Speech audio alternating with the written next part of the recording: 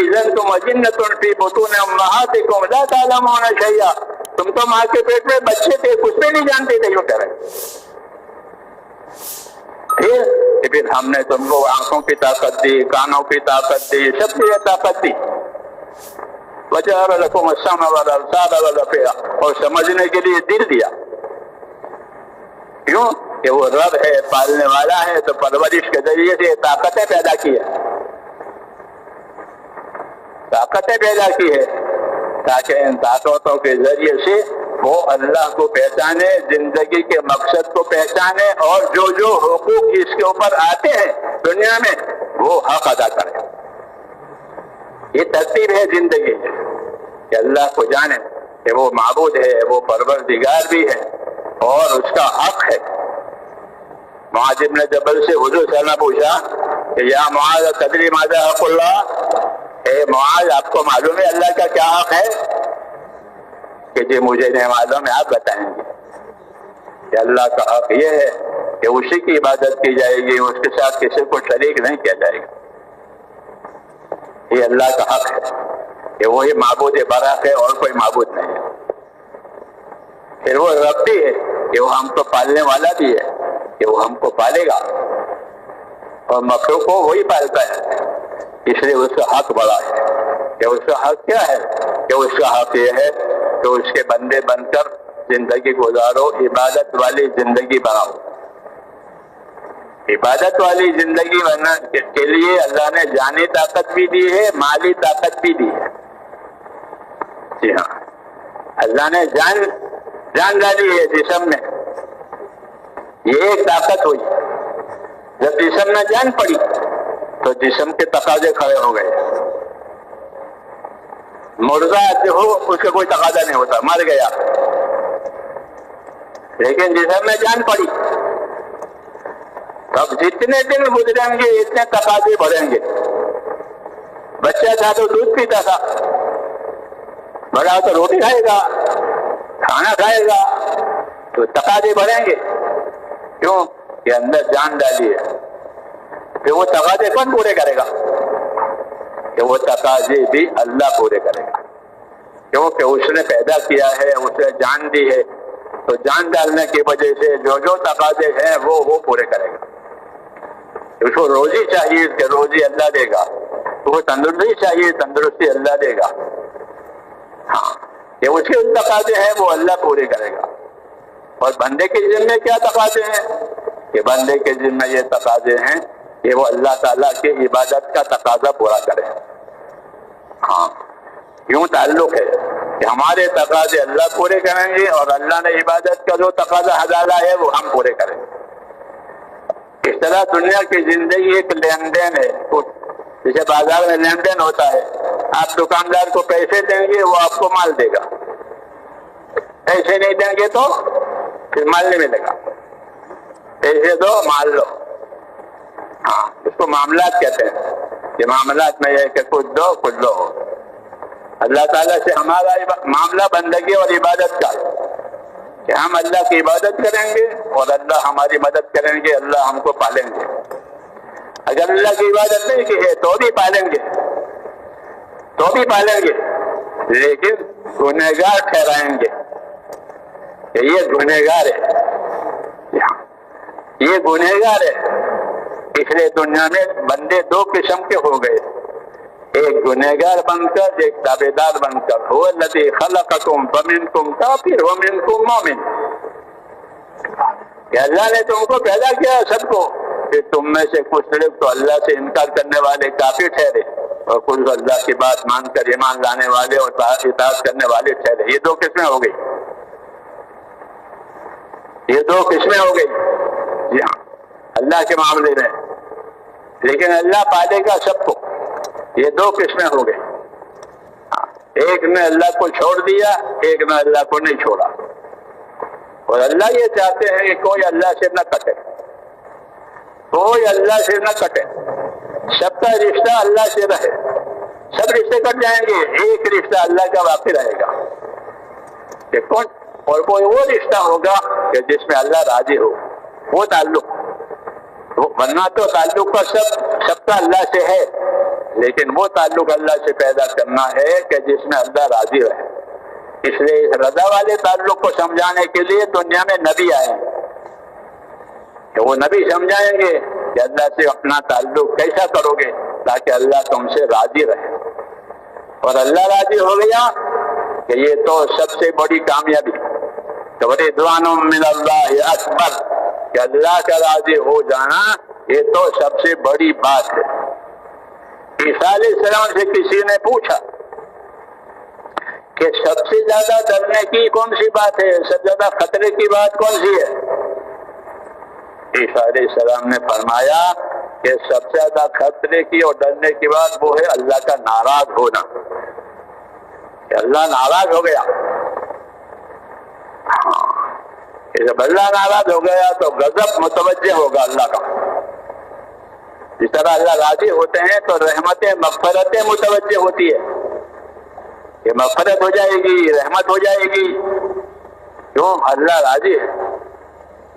اللہ ناراض ہے، کہ اللہ ناراض ہے تو غضب متوجہ ہوگا.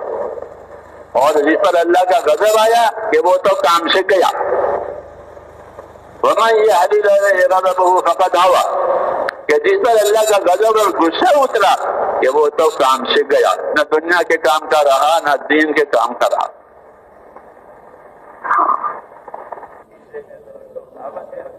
اللہ کے معاملے میں چوکس رہو. کیسے رہو؟ اللہ کے معاملے میں چوکس رہو. علیک بالکیف، چوکس رہو اللہ کے معاملے میں. علیک بالکیف، کہ اللہ کے معاملے میں چوکس رہنے کو ضروری سمجھو. اور اللہ کے معاملے میں بے پرواہ ہو گئے کہ پھر اللہ تمہیں قصوروار قرار دیں گے. علیک بالکیف فإن اللہ یدوم علی العز، کہ اللہ کے معاملے میں چوکس رہو. اس لیے کہ اللہ پرواہی ہوئی، چوکس پنا نہیں ہوا تو اللہ تمہیں قصوروار قرار دیں گے. یہ دعوت ہے کہ اللہ کے معاملے میں چوکس رہو، کہ میرے سے کوئی خطا نہ ہو جائے، میرے سے کوئی کمی نہ ہو جائے. یہ باتیں اپنے اندر پیدا کرنی ہے. اللہ نے دین دیا ہے، دین کی محنت دی ہے، دین کا علم دیا ہے. وہ اسی وجہ سے ہے کہ ان خامیوں سے زندگی پاک ہو جائے. ایمان دیا تاکہ اللہ کا تعلق صحیح ہو جائے. اس لیے کہ ایمان نہیں ہے تو کفر ہے، ایمان نہیں ہے تو کفر ہے. اور کفر جو ہے وہ تو اللہ سے عداوت اور دشمنی کا نام ہے. کفر کہ اللہ سے عداوت اور دشمنی کا نام ہے. فإن اللہ عدو للکافرین، کہ اللہ تو کفر کرنے والوں کے ساتھ دشمن ہے. تو کفر تو اللہ سے دشمنی کا نام ہے. اور ایمان کہ ایمان وہ اللہ سے دوستی کا نام ہے، اللہ سے تعلق کا نام ہے. اس لیے ہم کو ایمان کی دعوت دی ہے کہ اللہ پر ایمان لاؤ. اللہ جس طرح اپنی شان صفات کے ساتھ ہے اس شان صفات کے ساتھ اس کو مانو. اور صرف ماننا نہیں ہے بلکہ اندر سے ماننے کے ساتھ پھر اوپر سے تابع دار بنو. ایمان اندر، اسلام اوپر. ایمان اندر، اسلام اوپر. اسلام سر سے پاؤں تک. اس لیے کہا کہ اندر سے بھی اوپر سے بھی اللہ کی طرف توجہ رکھو. وَأَنِيبُوا إِلَىٰ رَبِّكُمْ وَأَسْلِمُوا لَهُ، دل سے اللہ کی طرف متوجہ رہو کہ میرا اللہ ہے، میرا اللہ ہے، میرے گناہ ثواب کا وہ جاننے والا ہے. حساب کتاب اس کے پاس ہے، حیات بھی اس کے پاس ہے، موت بھی اس کے پاس ہے. اس لیے اس کی طرف متوجہ رہو، اندر سے ڈرتے رہو اور اوپر سے تابع داری بھی کرو. وَأَسْلِمُوا لَهُ، اور اوپر سے اس کے تابع دار بنو. ہاتھ سے، پاؤں سے، سچی سے تابع داری. اسلام کا ظہور اوپر سے ہوتا ہے.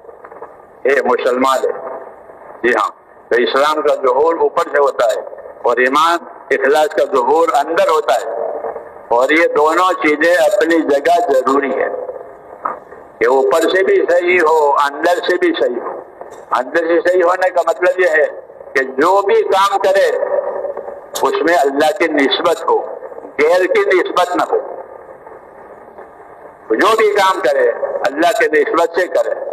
اللہ کے نسبت کا مطلب یہ ہے کہ اللہ کے حکم کے مطابق کرے اور اللہ کو راضی کرنے کے لیے کرے.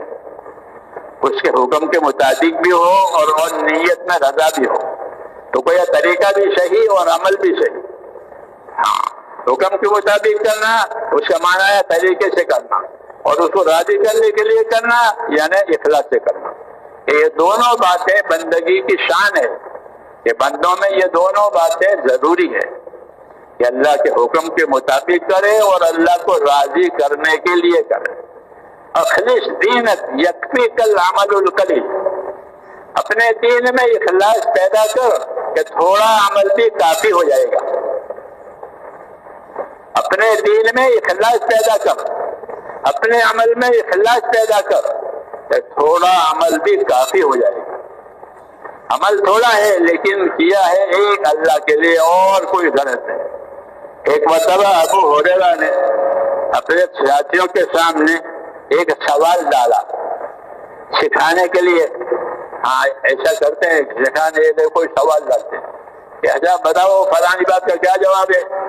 تو لوگوں کو جواب تو معلوم ہوتا نہیں، لیکن ان پر سوال ڈالا ہے سمجھانے کے لیے. تو ابو ہریرہ نے لوگوں پر سوال ڈالا. ایک سوال سنو. ایک آدمی ہے کہ اس نے ایک نماز بھی نہیں پڑھی اور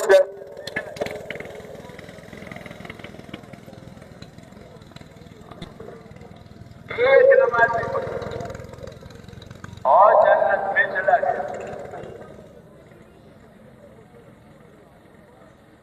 کیا ایسا ہو سکتا ہے؟ لوگ کیا جانے بیچارے. تو ہم کو سمجھانے کے لیے انہوں نے سوال ڈالا کہ مجھے ایسا بتاؤ کہ ایک آدمی ہے کہ ایک نماز بھی نہیں پڑھی وہ جنت میں چلا گیا. لوگوں نے کہا ہم کو تو معلوم نہیں ہے کیا معاملہ ہے، ہم کو نہیں معلوم ہے کیا معاملہ ہے. ایک نماز بھی نہ پڑھے وہ جنت میں جائے. اب وہ تعریف لینا چاہتے تو انہوں نے نام بتایا کہ وہ ایک نماز بھی نہ پڑھے اور جنت میں جانے وہ شہید تھے. قبیلہ یہ بنو عبد الاشہر. مدینے میں دو قبیلے تھے، اوس اور خزرج. قبیلہ اوس کی ایک شاخ ہے بنو عبد الاشہر. شاخ کا ایک بندہ اس کی طرف اشارہ کیا کہ وہ ایک نماز بھی نہیں پڑھی اور جنت میں گیا. تو وہ کیسے ہو گیا؟ تو انہوں نے کہا کہ بنو عبد الاشہر کے خاندان کا ایک جوان حسیرم وہ صبح میں اٹھا، مسلمان نہیں تھا. دیکھا کہ بھائی چچا جان بھائی وغیرہ کوئی ہے نہیں، سب لوگ کہاں چلے گئے؟ لوگوں نے بتایا وہ تو اللہ کے نبی کے ساتھ احد کے میدان میں ہے، احد کا میدان جاری ہے. تو وہ تو سب تمہارے بھائی وہاں چلے گئے اللہ کے نبی کے ساتھ.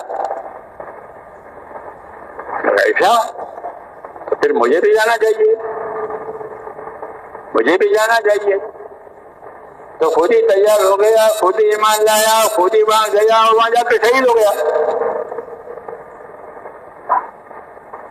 اس نے ایک نماز بھی نہیں پڑھی. کیوں کہ نمازوں کے وقت میں تو مسلمان ہی نہیں تھا، کیا پڑھتا وہ تو صبح اٹھا تو گھیر تھا.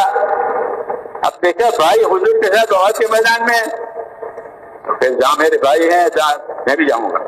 تو وہ ایمان لایا اور احد کے میدان میں گئے، وہاں شہید ہو گئے. یہ وہ آدمی ہے کہ اس نے ایک نماز بھی نہیں پڑھی اور جنت میں چلا گیا.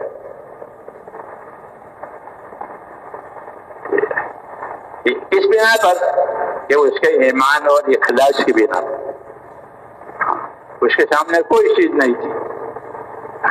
اس کے سامنے تو ایک دعوت آئی کہ اللہ کا نبی ہے اور اس نے یہ دعوت دی، اس میں میرے بھائی ہیں، میرے چچا کے بیٹے بھی ہیں. اجمال تفصیل اس کو نہیں معلوم تھی. اجمال، اس اجمال پر اس نے ایمان قبول کیا اور ایمان قبول کر کے پھر ان کے ساتھ ہو گیا کام میں، پھر وہ وہاں کام آ گیا۔ تو وہ کہتے تھے کہ یہ وہ آدمی ہے کہ جس نے ایک نماز بھی نہیں پڑھی اور جنت میں چلا گیا۔ یہ ان کے اخلاص کا نمونہ بتانے کے لیے ابو ہریرہ نے یہ بات کی کہ دین میں اخلاص کی دعوت ہے کہ اپنے عملوں میں مخلص بنو۔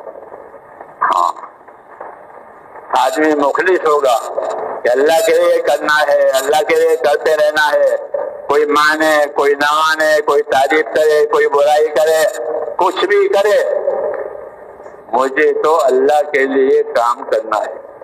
نفع بھی ہوگا، نقصان بھی ہوگا، تکلیف بھی ہوگی، راحت بھی ہوگی۔ دنیا حالات کا گھر ہے، دنیا حالات کا گھر ہے۔ آدمی کو اللہ حالات سے گزارتے ہیں۔ جی ہاں۔ السلام علیکم ورحمۃ اللہ وبرکاتہ۔ اس بیان کو پورے امت تک پہنچانے کے لیے ہمارے ساتھ معاونت کریں، ہمارے چینل کو سبسکرائب کریں۔ جزاک اللہ خیرہ۔